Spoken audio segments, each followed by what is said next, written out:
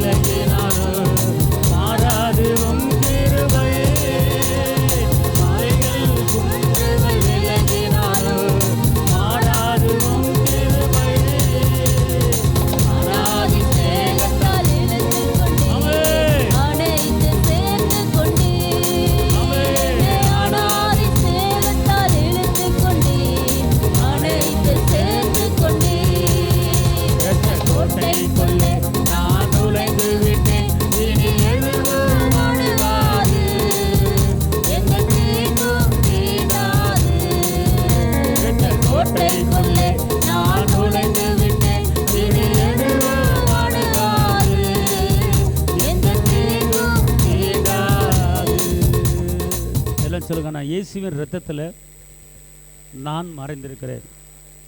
இயேசுவின் இரத்தத்தால் என் பாவங்கள் மன்னிக்கப்பட்டுள்ளது.